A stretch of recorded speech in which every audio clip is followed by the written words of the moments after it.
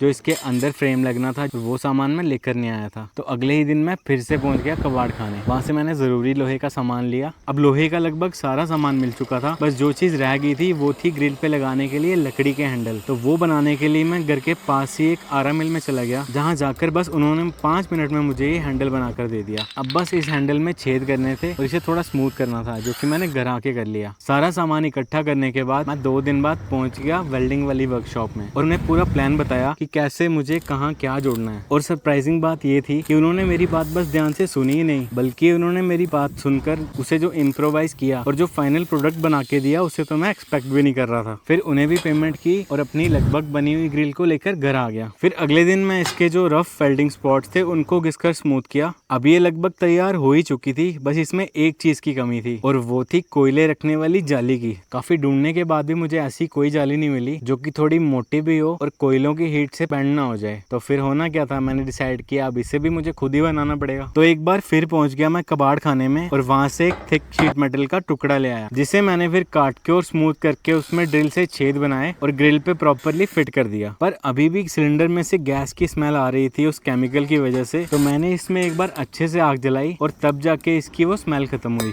अब बारी थी इसमें एक लास्ट काम करने की, जो थी इसे पेंट करना। और इस पर कोई नॉर्मल पेंट नहीं लगेगा क्योंकि हाई हीट की वजह से वो तो निकल जाएगा, इसलिए मैंने मंगवाया था इसमें करने के लिए हाई हीट रेजिस्टेंट पेंट। देखते हैं ये काम करेगा कि नहीं। तो पेंट करने से पहले मास्किंग टेप से मैंने इसके हैंडल कवर किए और पूरा रंग दिया इसे। फिर इसे थोड़ा देर सुखाने के बाद इसके हैंडल से मास्किंग टेप निकालकर उन्हें भी स्टेन और वार्निश कर दिया और तैयार होगी मेरी कस्टम मेड शानदार बारबेक्यू ग्रिल। कमेंट करके बताना कैसी लग रही है। अगर खर्चे की बात करूं तो इसे बनाने में मुझे लगभग 2500 से 3000 का खर्चा आया और ये बनाने में मुझे लगे पूरे 12 दिन। सच बताऊं तो पैसे से कहीं ज्यादा इसे बनाने में मेहनत लगी और मजा भी आया कुछ नया करने में। अगर आपको लगता है अभी भी इसमें किसी चीज की कमी है तो मुझे कमेंट करके जरूर बताना, मुझे इंतजार रहेगा। और हाँ, अब जब ये रेडी हो ही चुकी है टू कुक, बताओ मैं इसमें पहली चीज क्या बनाऊं। और अपना प्यार और सपोर्ट यूं ही मेरे साथ बनाए रखना ताकि भविष्य में भी मुझे ऐसे प्रोजेक्ट्स करने की हिम्मत मिले। Thank you so much for watching. मिलते हैं नेक्स्ट वीडियो में।